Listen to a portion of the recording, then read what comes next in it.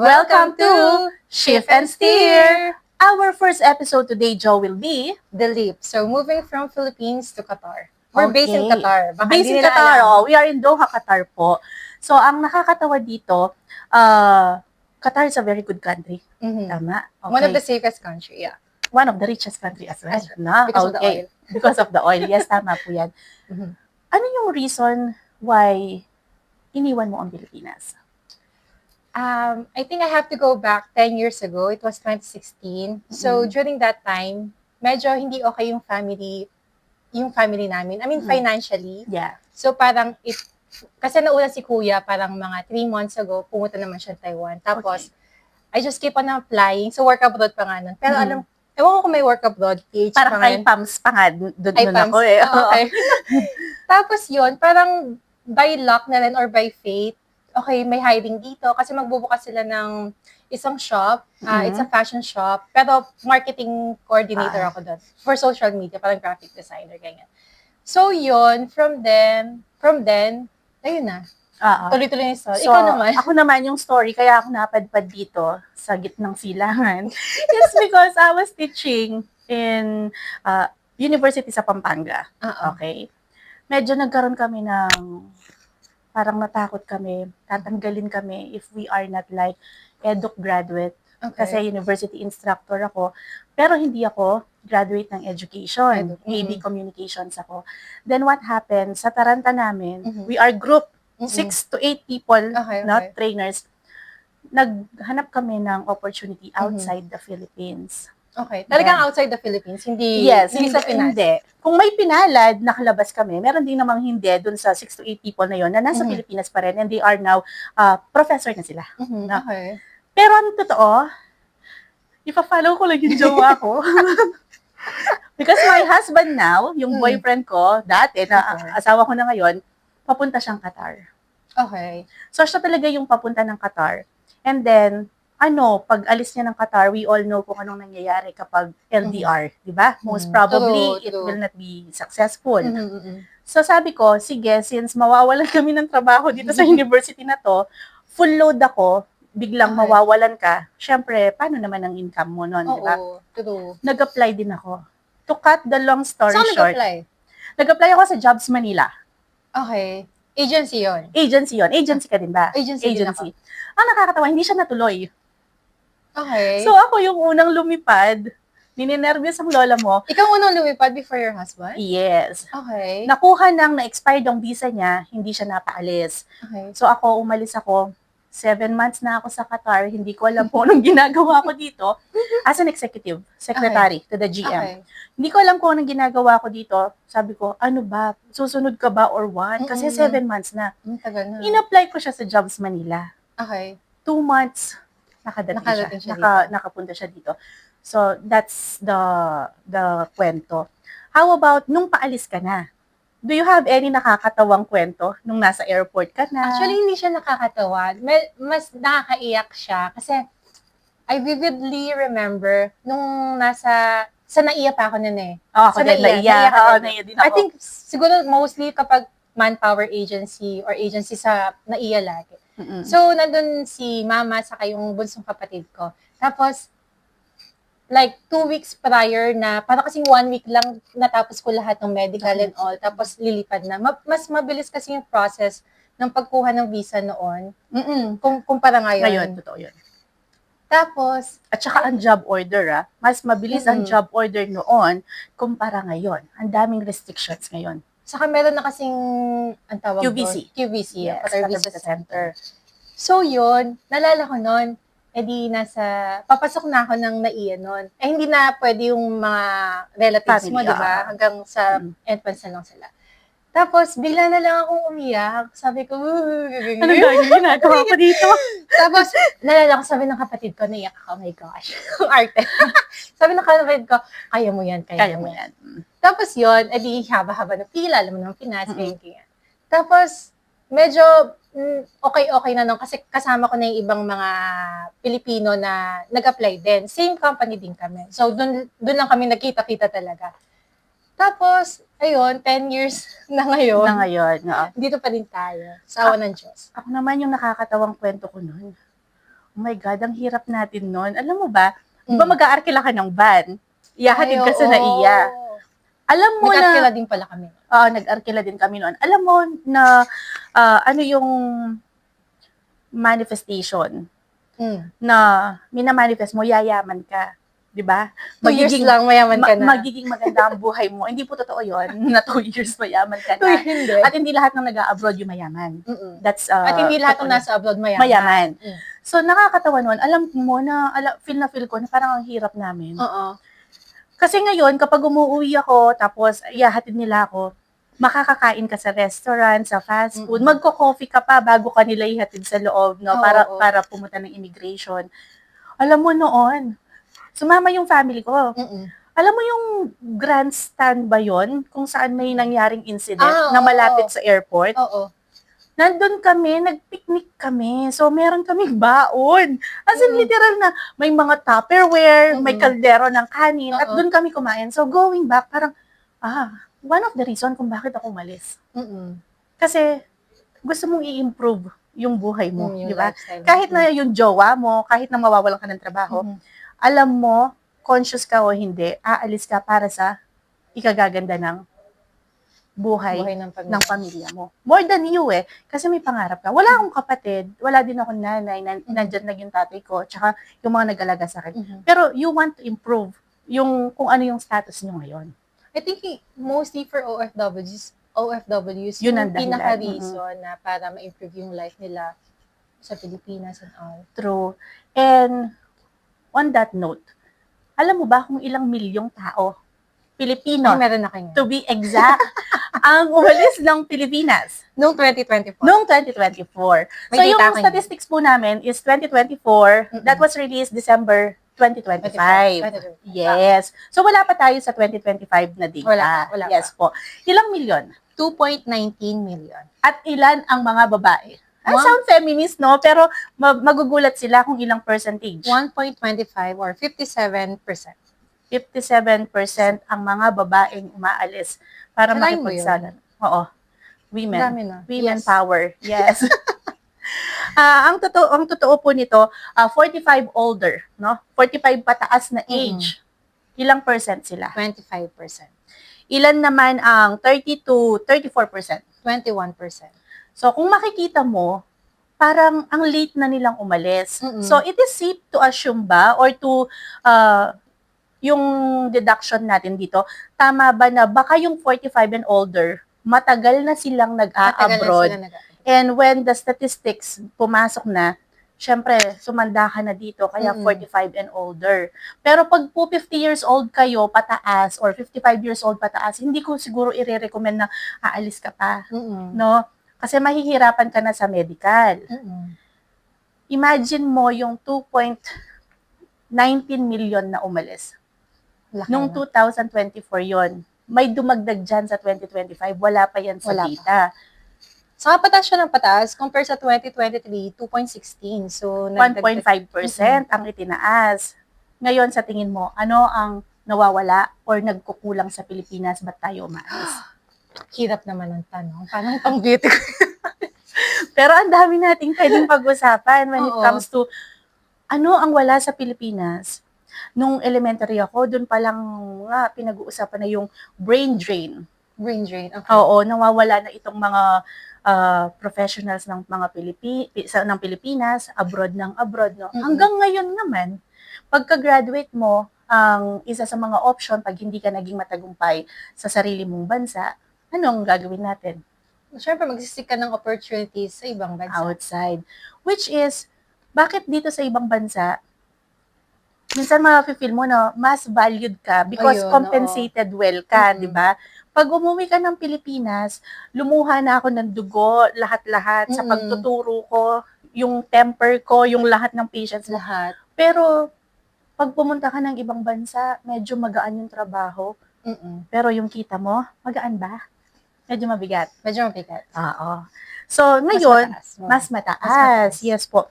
Ang susunod ko naman na tanong sa'yo, di ko alam kung ano ang mafe-feel mo dito. Ayun, ano?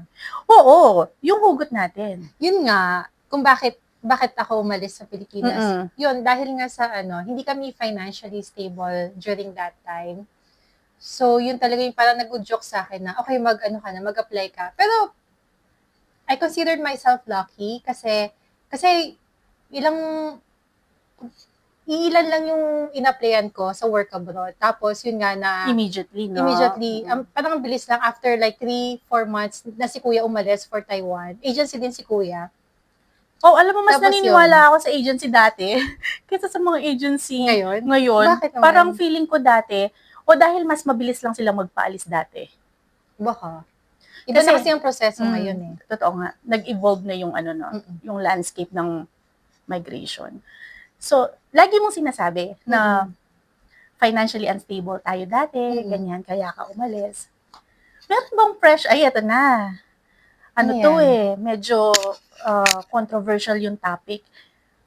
Meron bang pressure na ikaw ang maging breadwinner? Though may kuya ka in Taiwan.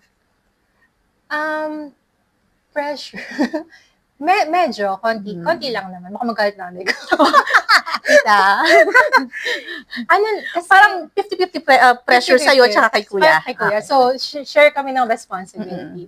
Kasi, syempre, yung kapatid ko noon, nag-aaral pa ba yung kapatid ko noon? Nag-aaral, hindi na Ilan siya. ba kayong magkakapatid? Tatlo kami magkakapatid. Gitna ka? Gitna ako. Ako yung nag-iisang babae. So, kasi, bago ako umalis, papunta dito, nag-work ako sa CNN. So, parang, feeling ko yun yung peak of my career. Alam mo, sabi yun ko, yung pinaka-highlight ng career ko. Isa ka sa tinitingala ko noon. Uy, wow, ang galing naman ito. Ay, hindi, totoo. Yung mga gusto kong gawin, parang hindi ko naman nagawa. Parang si Joe naman. So, naman ako, nakalimutan ko yung newspaper sa Pampanga. Nakapagsulat naman ako. The Voice ba? The Voice yata, The Voice, The Voice Pampanga. Tapos, nakapag-television naman ako sa Prod, Kamalayang Munti, sa may Pep TV. Pep TV. Oo. Doon ko kasama si Wako, si Alfie. Si Alfie, oo. Tapos, susubukan ko ba yung Ba't Wako pangalan niya? Wako. May kwento yung Wako Merong donut na Choco Wako, tapos meron ding Wako na para siyang nakakatakot na character. Na hindi naman siya anime, pero parang cartoon na siya. Kaya kamukha niya, niloloko namin siya. So, Wako siya. Kaya na, Alfie, shout out. So, yun nga, sabi ko, ay wow, ang galing ni Jo. No, Joelyn ang pangalan niya, by the way. Hindi nga kami nag-introduce ng mga pangalan namin. So, I am Alpine and she's Joelyn. So, ang galing niya, nasa CNN siya, nakakakuha siya ng mga award. Ay, sabi ko, ang galing. Isang award lang yun. May award pa din. And CNN, hindi siya madali. Na, para sa inyo siguro, iniisip nyo, it's normal kasi galing ka na dun eh. Kasi nandun ka na sa loob. Pero para sa amin, higher years ninyo, o baka yung mga lower years sa'yo, iniisip na, we came from the same university po pala. Nagtapos kami sa Holy. Laos de Assembly. Aywa. Very good.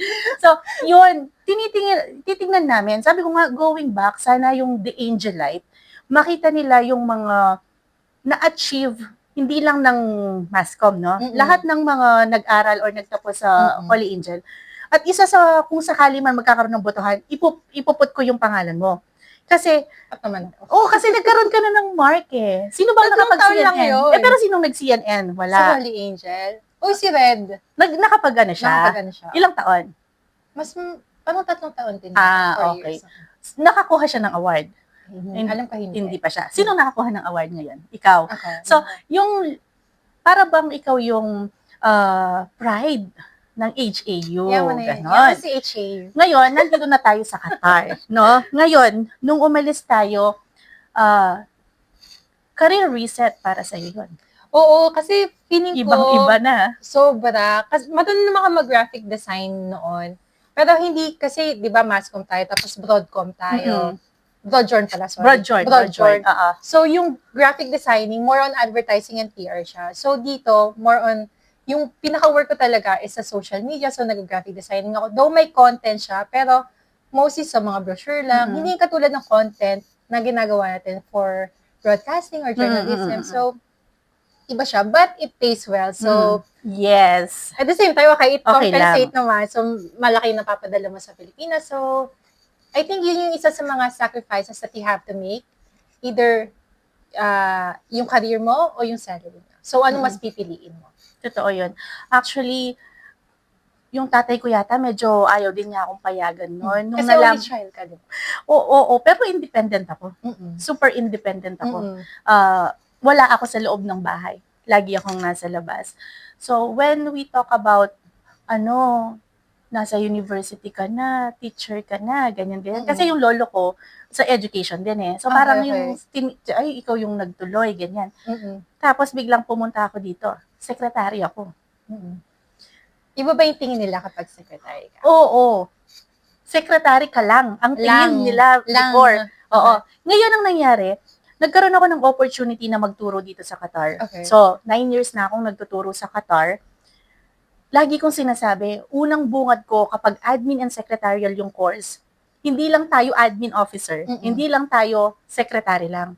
You hold the key dun sa pinakamahalagang pinto ng organization. Especially kung executive assistant to the GM, president, CEO, COO, CFO, no?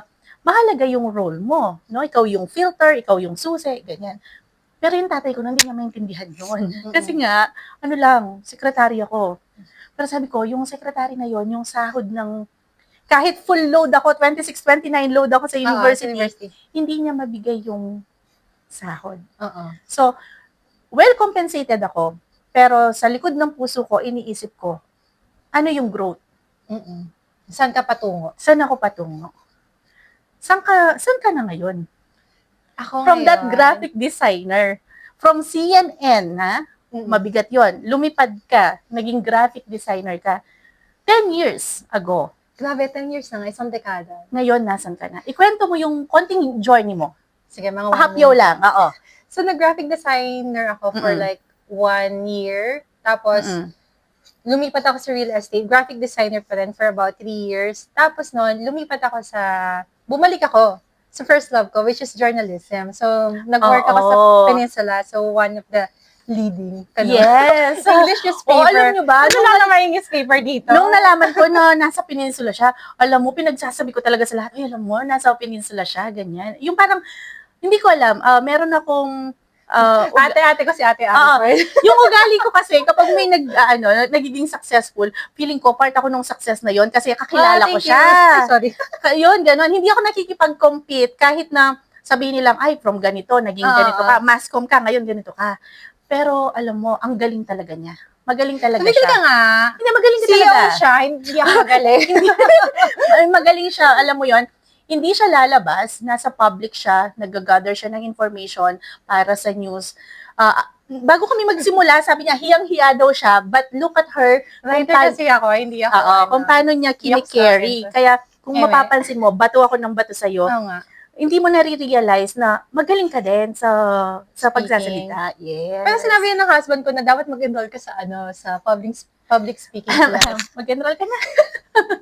Anyway, game. Ayun Tapos, yun, edi for 3 years ako nandoon. Tapos ngayon sa public relations naman ako. So, ang account ko ngayon, pwede mo sabihin? And then, nasa government. Nasa government po siya. O, ganun siya ka-successful, Hindi siya nahihirapan maghanap ng work. Hindi dahil sa... Hindi naman, nung hindi nahihirapan kaya maghanap ng work. No? Pero alam mo, may edge ka over the others. Meron ka. Oo, meron ka. Pag nakita ko yung profile mo, nanggaling ka ng CNN Philippines, tapos biglang pumasok yung Peninsula, mabigat yon sa CV. Sige. Ano ka? Mabigat yon sa CV. Okay. Hindi yung parang, kailangan mong, ang tawag dito, kasi, sikuhan na yan eh, yung, kailangan meron kang mabigat na may bigay sa kumpanya bago ka nila-hire. And you have that. Meron ka nun. Thank you, CNN. Yes! Tapos, ayun na nga. Ano ba? Saan na ba tayo? Ilang minutes na? 19 minutes na. 19 minutes na. Oo. Ako naman, nagkaroon ako ng shift. CEO na siya ngayon. Hindi. COO pala siya. Child of the owner po. Alam mo, isa-shoutout ko si Ma'am Laura, hindi ako magkamali sa pangalan, Laura Miriam Buenviaje, the former Vice President for Academic Affairs ng dating university na pinagtuturuan ko. Paano naman ako magtuturo?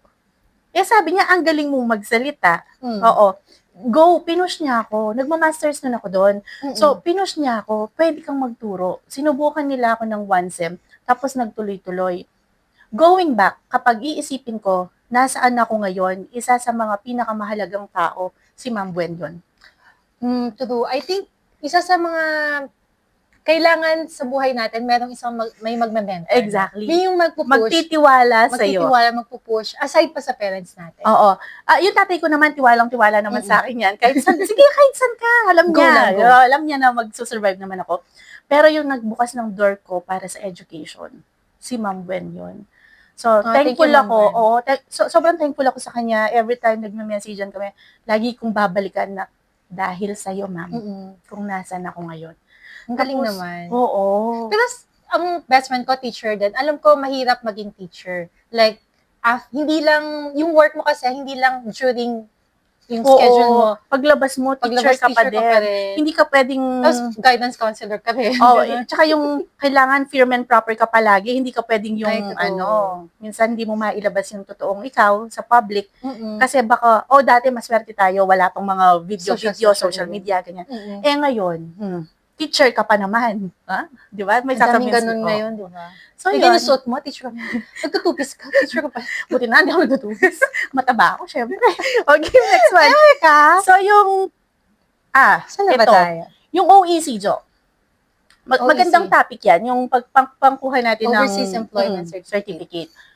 Ngayon, pinalitan na, di ba? Meron siyang... Ayun kasi yun. Nasa OnePass sa app. Oo, nasa OnePass yun. Which is good kasi digital naman siya before. Pero ngayon kasi all-in-one na siya. Talaga? Hindi ko pa nasubukan. Hindi ko pa rin nasubukan. Kasi hindi pa tayo umuwi. So, hindi pa mo kami umuwi at malabo pa kaming umuwi gawa ng current geopolitical situation dito. Alam niyo naman 2 weeks ceasefire naman daw. Oo. Actually, kagabi, nag-uusap tayo. Oo. Tapos ito mo nga. Yun nga. Nag-uusap kami. First episode today, mag-shoot kami.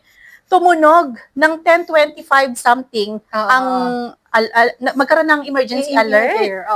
Tapos sabi ko, Jo, ano na to? Magtutuloy pa ba tayo? So, nakikita ko siya bilang hadlang. Ayoko siyang lumabas ng bahay because meron siyang anak dito, si Adika.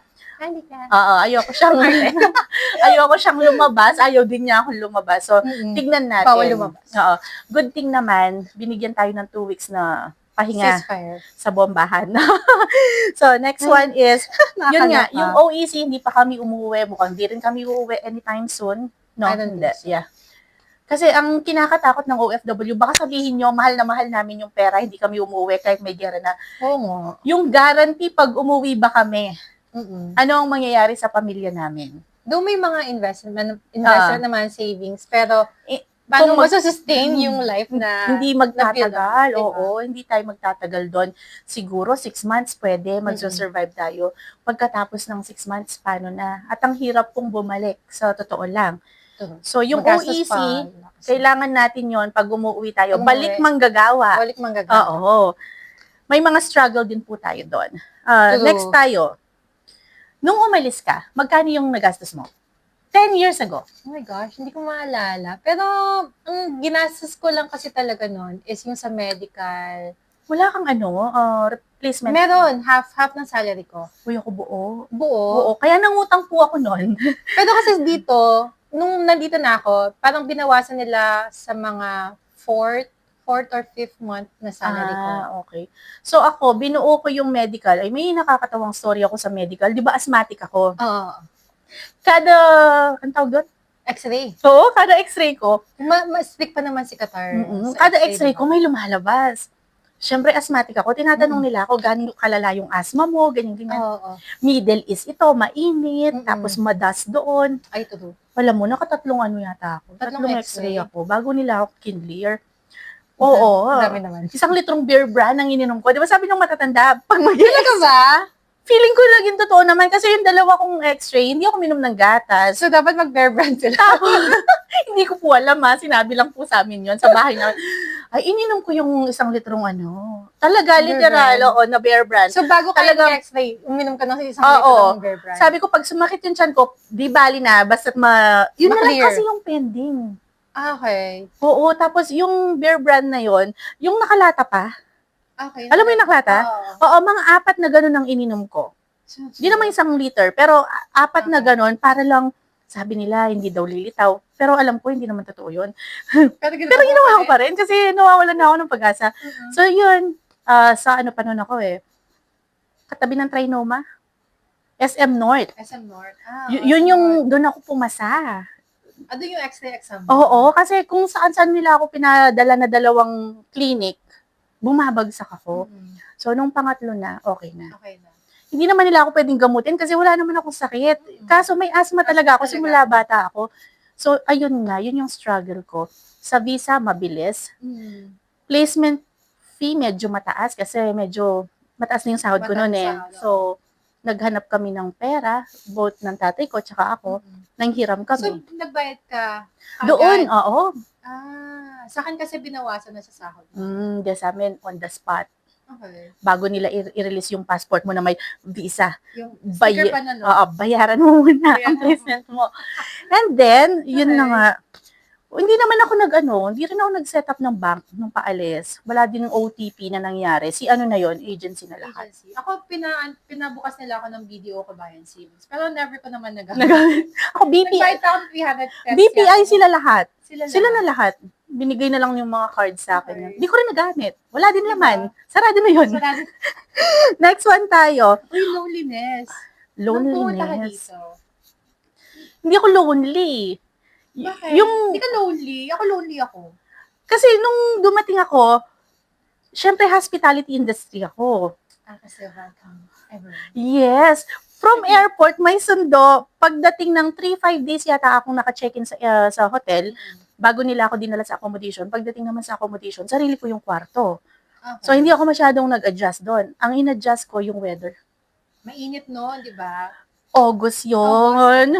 Nagulat ako. Pagdating ko dito, sabi ko, paglabas ko ng airport, tagaktak talaga yung pawis ko. Siyempre, hindi ako sanay. Eto na to, magkakasakit na ako, sabi ko. After 2 weeks, may sakit na ako dito. Nag-a-adjust na yung katawan ko. Ano yung dala mo? Anong dala ko?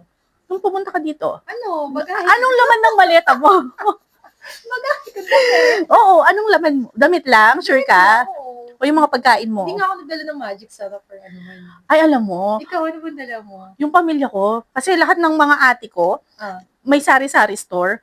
Girl, yung kalahati ng maleta ko, ang konti ng damit ko. Sobrang konti ng damit ko. Oo, dito na lang ako. Oo, nung nagkasahod-sahod na ako. Kalahati ng maleta ko talagang may pansit canton ako.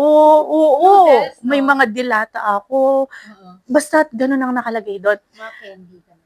Oo, lahat ng 2 years hindi mo makakain. Pero hindi ako nagdala ng bawal. Yung baboy. Oo, hindi ako nagdala ng baboy. Kasi first time ko, tapos ma-hold ako, tapos ma-offload ako. Lahat ng binayad namin at inutang namin. Paano naman yon? So, tiniis ko yon. Ang hirap ng buhay dati. Hindi siya kasing gaan na ngayon.